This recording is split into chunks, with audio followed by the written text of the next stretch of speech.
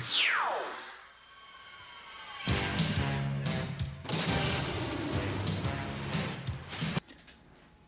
what's happening, everyone? It's Dealer Destro back with another modern era G.I. Joe review. And for this video, we're going to be looking at a blast from the past. So this here is the Master of Disguise offering via, I want to say circa 2008, 2009, but I could be mistaken.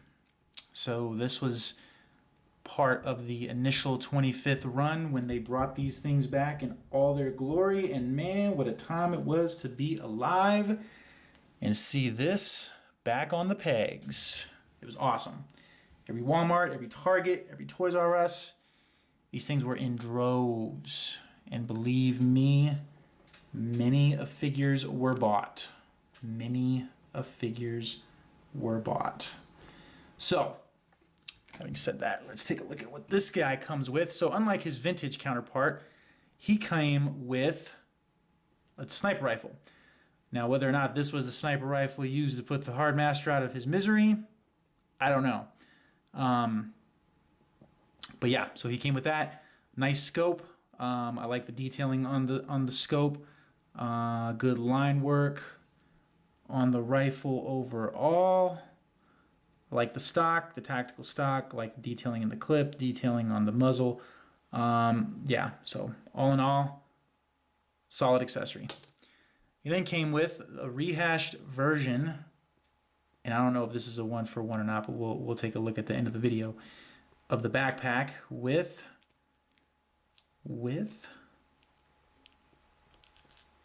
the disguise face, which I have never found a use for this. Not once.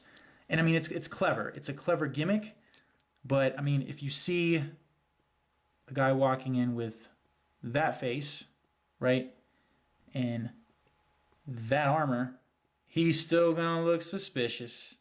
So kudos for the vintage throwback. Maybe we'll do a side by side at the end of the video here. But anyway, so he came with that nonetheless.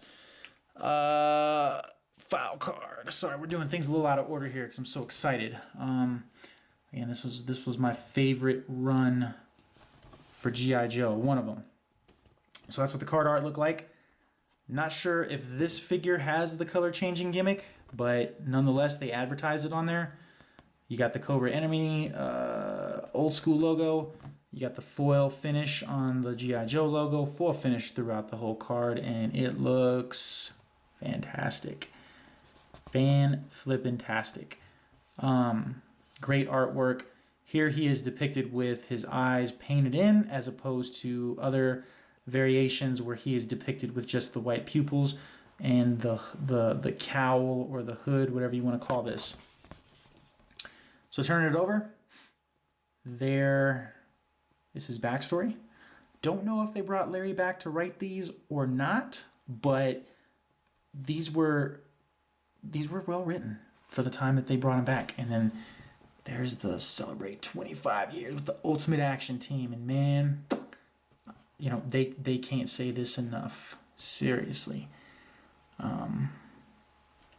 So yeah. So that's that. So that's the packaging. Getting into the figure.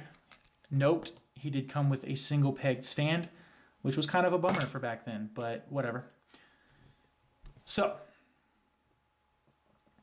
taking a look at the figure, that is what he looked like, ladies and gentlemen, updated. And this was from an era where, like I said, I really wasn't too critical on what the figures look like, how the paint was, but he appears to have been done fairly well. Nothing too crazy here. Great face sculpt, great paint applications for the mask, etc. I like the sculpting of this cowl. This is probably my favorite Zartan updated head sculpt, this one right here. And we've seen several. We've had the Resolute, we've had the SDCC, we've had the other 25th where the cowl kind of comes like in, where it does this, where as opposed, this looks like it's hanging. The other cowl kind of came like in. And then as opposed to his vintage counterpart, he does have his traditional armored vest with the Good Cobra logo right there. But as opposed to his vintage figure, he's actually wearing a shirt underneath the armor. Me personally, I appreciate that. He does have the sculpted skull belt buckle, which Sideshow Offering did a great job of depicting this. So the belt is painted throughout, and that's probably like a gator skin belt, whatever.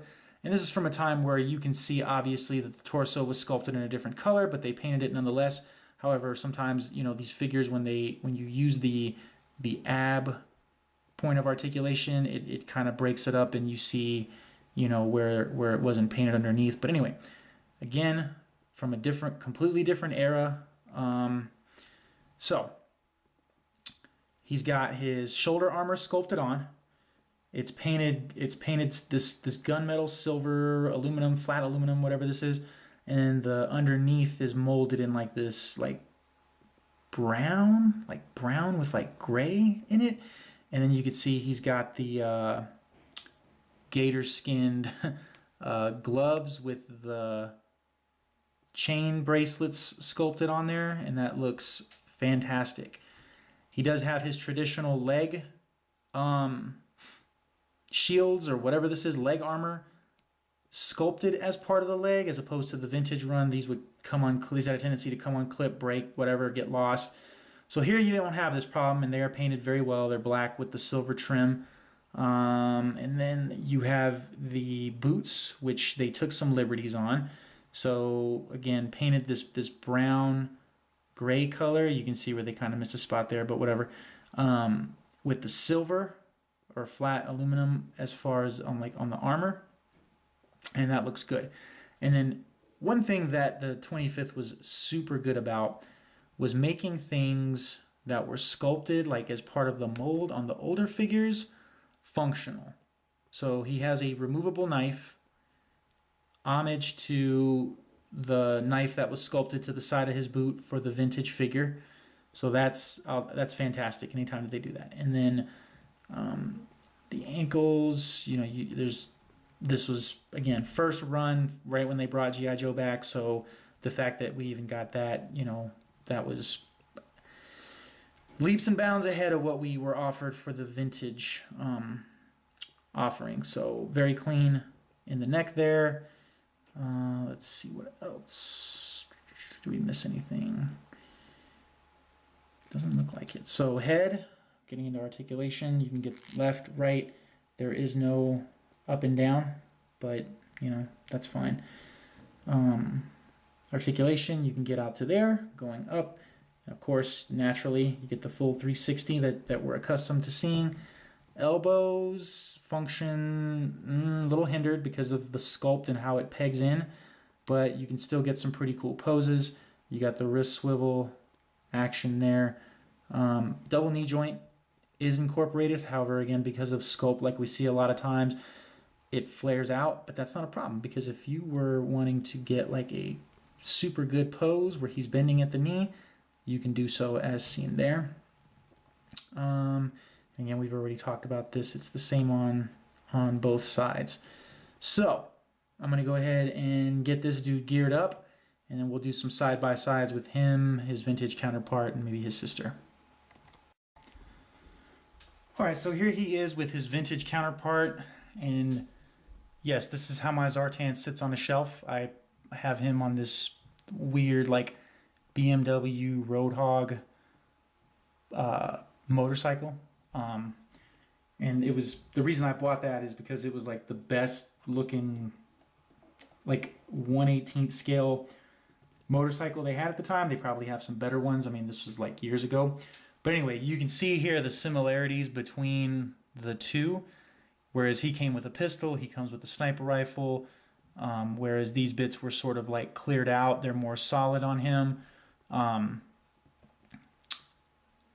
This would have been nice to see an update on, as opposed to what we got with the 25th run. I don't even want to talk about it because it's pretty, I mean, it's pretty laughable. But anyway, so looking at the two faces, I guess, that came in the backpack. I'm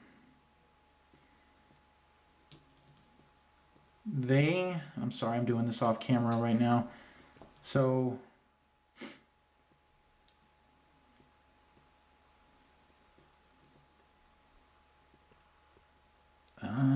please focus. Okay, maybe. So modern era, vintage. And I'm sorry, I got too much going on in the background. My camera's acting all hokey, but hopefully that shows through good. So again, modern era and vintage. Modern, vintage. There we go. So hopefully that shows through all right. So almost a 1-for-1. The modern era kind of took some updates to give him like that zoned out look, like it's more of a mask, I guess. And the vintage backpack, I like it a little bit better because they actually have like a spot like hollowed out that the mask can go in. So I think they won out on that one for the vintage one anyway. Again, one of my favorite figure offerings from this era, and I mean it was probably a lot because I mean Zartan was one of the more, he was one of the more popular characters, right? Like one of the more sought after, and I mean you can see where they kind of took. Maybe you can see if my camera would focus. You can see where they took some liberties here as opposed to here. I would argue this one probably has a little more detailing because of that. But anyway, potato. And then, just for good measure, we will bring in the sister, if I can get her to hold her rifle. Whatever. I'll give her old school rifle. And we can see that looks good. That I think looks good. So that, ladies and gentlemen, is Zartan for the 25th run. I'm not really going to give a verdict on whether or not you should get this because, again, it's from an era long since past, and I mean, what the heck? Yeah, get it. If you don't have this already, get it. It's worth it. You can probably pick him up on the cheap. Seriously, like these 25th figures, they don't go for much, and I mean, for what you get, they are pretty awesome. So we'll end on that note, ladies and gentlemen. As usual, appreciate y'all tuning in. Thanks for listening. Till next time, catch you guys on the flip side.